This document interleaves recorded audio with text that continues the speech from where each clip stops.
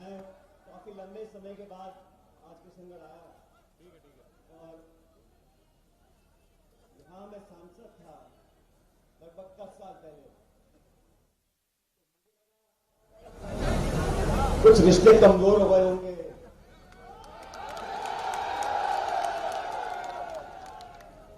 कुछ लोग भूल गए होंगे, लेकिन जिस प्यार से आपने आज दोबारा इस खूबसूरत शहर में मेरा हम सब साथी में स्वागत किया, मैं एक बार पुनः आपका बहुत बहुत आभार व्यक्त करता हूं, धन्यवाद देना चाहता हूं।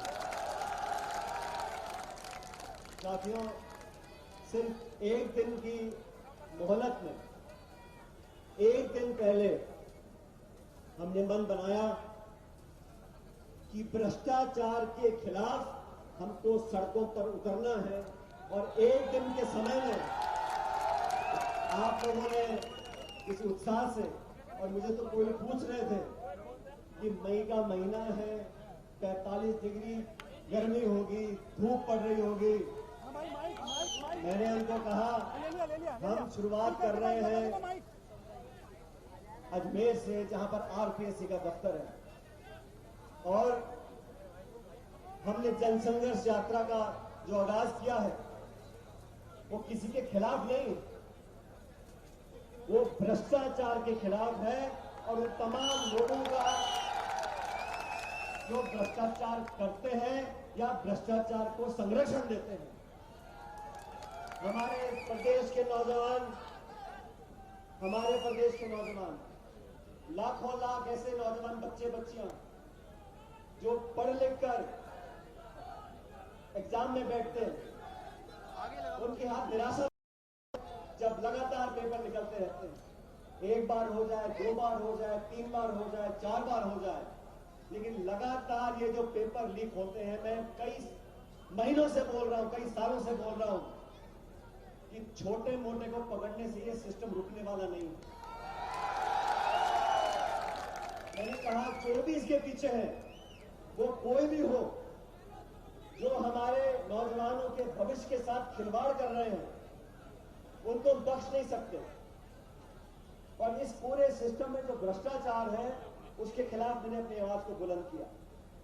मैंने कहा जो भाजपा के शासन में वसुंधरा जी ने करप्शन किया था, जिसका आगाज, जिसकी जोर जोर से मुखालफत मैंने करी थी, गहलोत साहब ने करी थी, तमाम नेताओं ने करी थी, अब समय आ गया, 4.5 साल हो गए, कृपया करके उनकी जांच करो।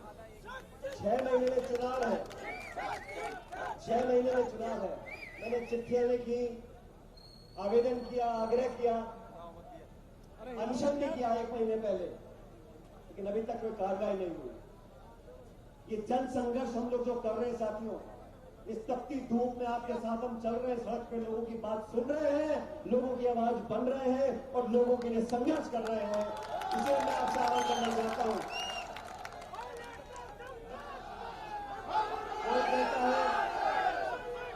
कुछ लोग कहते हैं कि हम गुटबाजी कर रहे हैं, कुछ लोग कहते हैं कि गुटबाजी हो रही। अरे मैं भी प्रदेश सरकार में डिप्टी चीफ मिनिस्टर था, आराम से अपना टाइम निकालता, मुझे क्या पड़ी थी। लेकिन मैं इस राजस्थान के लोगों के लिए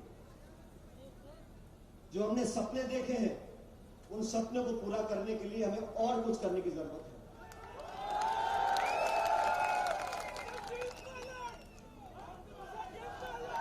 मेरा राजनीतिक जीवन आप सब लोगों के सामने, हमने हमेशा मुद्दों की बात की है, जबान पर हमेशा मैंने लगाम रखा है और कभी संयम नहीं खोया। मुझे लोगों ने बहुत कुछ कहा, मुझे लोगों ने क्या क्या नहीं कहा, मालूम है आप लोगों को क्या क्या बोला। मेरे जबान से कभी कोई बुरा शब्द निकला किसी के लिए, लेकिन गलत भाषा ना बोलना,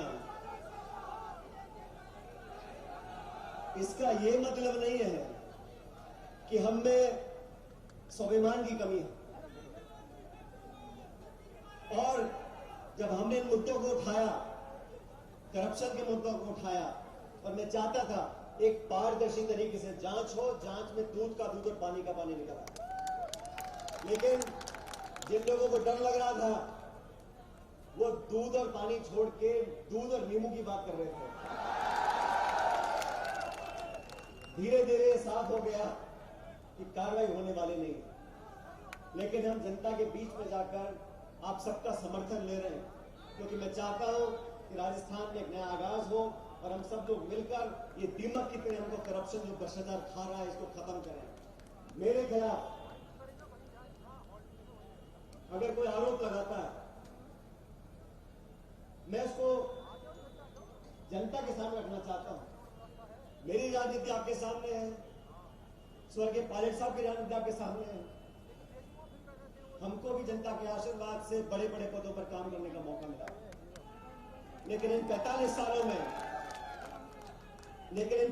सालों में मेरा सबसे घोर विरोधी भी होगा वो हम पर उंगली नहीं उठा सकता।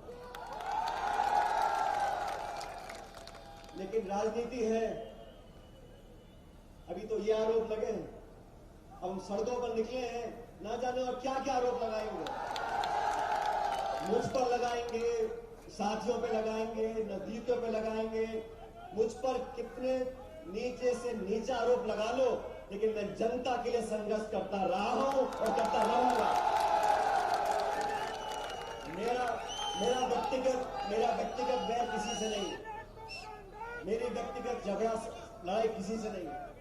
मैं तो सिर्फ मुद्दों की बात कर रहा हूं, नौजवानों के भविष्य को बेहतर बनाने की बात कर रहा हूं।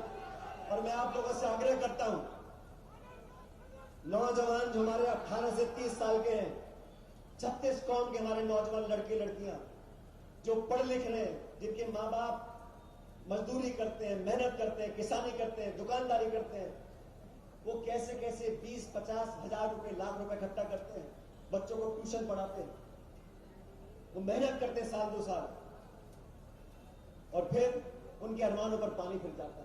कोई ओवरेज हो जाता है, किसी को सदमा लगता है और अंदर से एक खोखलापन महसूस होता है।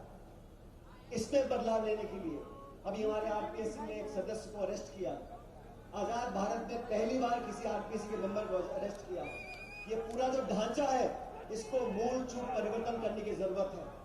मेरा संघर्ष जनता के लिए, मैंने एक दिन पहले कहा जयपुर में, मैंने कहा भाई मैं तो आरपीएससी से लेके जहां पर ये पूरा सिस्टम बैठा है अजमेर में, वहां से लेके जयपुर तक चलूंगा, जनता के बीच में रहूंगा, आपका आशीर्वाद बटोरूंगा, आपसे प्यार मांगूंगा, आशीर्वाद मांगूंगा।